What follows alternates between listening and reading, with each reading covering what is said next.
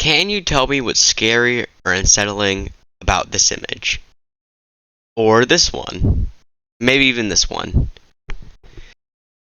Maybe you said the lack of people, or the lack of life, or maybe even something else entirely. But these are what's dubbed liminal spaces. The definition of a liminal space is a transitional or in-between state, often physical, that evokes feelings of unease and ambiguity. I'm almost sure that you've heard or seen one of these before, whether online or in real life, with an example of that being the backrooms. The backrooms is a concept in which you somehow clip through reality and into an endless mix of beige hallways. Now though, there are no other people in the backrooms, but you aren't alone. And with that concept, that brings us into the first game we'll dissect to see why liminal spaces are so scary. And that game is... We trust you will be a great asset to the company. Great asset to the company. Great asset to the company. Asset to great asset. Lethal Company is a multiplayer horror game made by the developer Zeekers. And in the game, you have to go to planets, enter abandoned facilities, and collect scrap to meet your profit quota. And you may be saying to yourself right now, The maker, of course it's scary. It's a horror game. But just because something is called a horror game doesn't inherently mean that it's very scary. And the multiplayer aspect of the game removes a lot of the fear that most people will feel. Because if you ever played a horror game with your friends, then you know just how unserious it is. And here's some clips just to prove that fact. What is that? We need to go in there and Made the most f***ing legendary escape. As you can see, when you toss you and your friends in a horror game, you'll find ways to keep it lighthearted and funny rather than scary. But let's take that away. Imagine you weren't playing with friends. You land your ship, you quietly walk to a huge monolith of a facility, and you enter that facility. Everything is quiet, it's damp, it's dark, and the most you see are some conveyor belts, and signs that this place has been long since abandoned.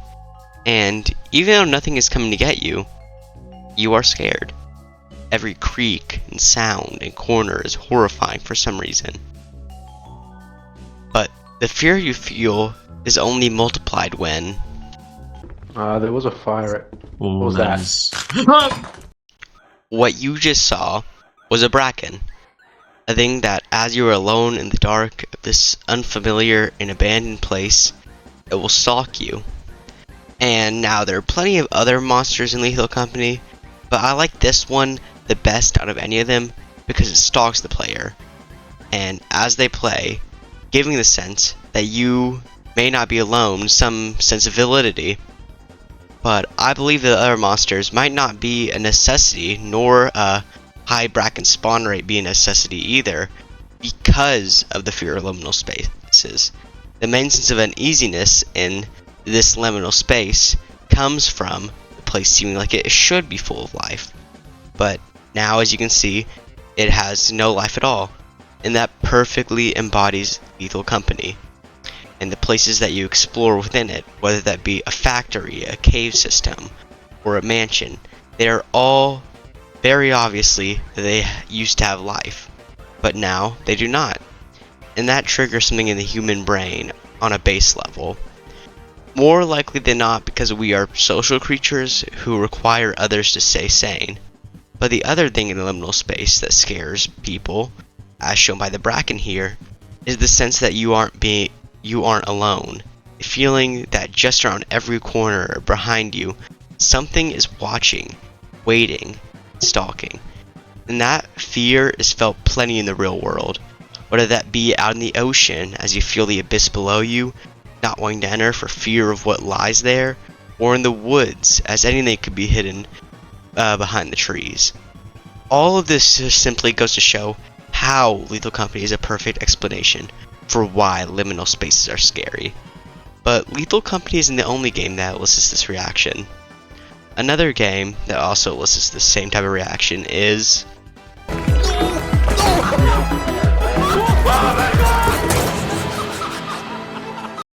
Now, Repo is a very similar game to Lethal Company, but it's a much more cartoonish one, and it has you going through all different kinds of environments, still incredibly devoid of any human life, like a science lab, museum, or mansion, and with friends, it's a silly and comedic blast.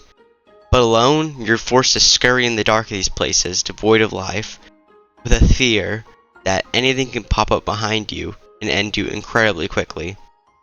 Even the place where you buy your upgrades in the game is slightly unsettling, as an abandoned gas station, and unlike the Bracken and Lethal Company, these monsters, you can hear them coming, whether it's a sudden hiss or bang or thump, and before you even know it, your mind can't process it, and you're simply already dead.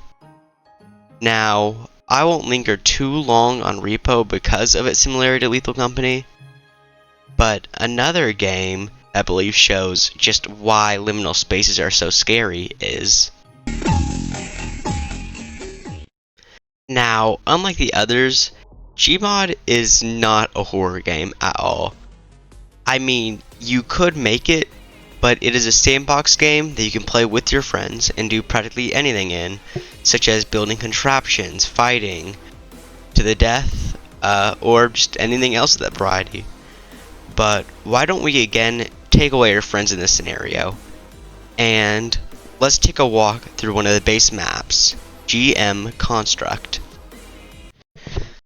As you take your first looks around GM Construct, you see a bright skyline along with multiple buildings, and the entire place seems very vibrant, bright, and sunny until you start walking around and you realize that this place is very empty.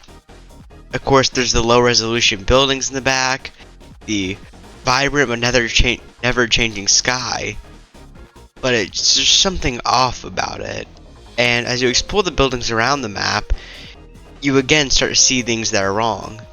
This is just an empty room with nothing in it except for two lights. Strange appearances, and then you walk through this hall with another strange bright light, and it just brings you into another empty room, which you can then head out of, and you head into this building, which seems to be some sort of storage house, and there's a staircase, so we can just go down. Okay, and we go down and down, and we end up in another large, strangely empty, poorly lit room with nothing in this corner, and the only thing in here is just a mirror of yourself. It's all very surreal and strange. And then especially once you enter this room, which is just a weirdly bright room, all of this works together to create a very unsettling feeling, as if you might be being watched as you go through these dimly lit halls. And then the overly vibrant tones of the above ground still don't even give you a feeling of safety, because something is still off about the buildings and the sky, and everything just around you is off in one way or another. In conclusion, I believe that playing online games alone shows exactly why liminal spaces are so scary, because the act of playing an online game alone exemplifies the atmosphere of a long since abandoned or strangely empty place that feels off, and they also help by putting you into a scenario where you feel you may or may not be alone, which both those things are the basis of what makes liminal spaces so scary in my belief. But that's the end of the video. Thank you for watching. Maybe throw me a cheeky like and a cheeky subscribe. But this is Mothmaker out. Let's head to my outro song. Hey everybody, this is my outro song. I hope that you do sing along. I'm the Mothmaker, and I make content. Please give me money. I need money. Please subscribe. I don't have a dime. I have really, really bad rhymes. Please subscribe. This is the outro song. The outro song. The outro song. This is the Mothmaker outro song. Please subscribe. I don't have a dime. if you give me a little bit of your time, maybe subscribe and give me a dime, a dime, a dime, a dime, a rhyme. I got bars from Mars. Girls go to Jupiter to get more stupider. Boys go to Mars to get more bars. That's what I'm saying. My name's not Lars. My name is Mothmaker, and I take time to make these videos, and I spit bars, rhymes, and hymes, and lots of things. So please subscribe and have a good time. Bye.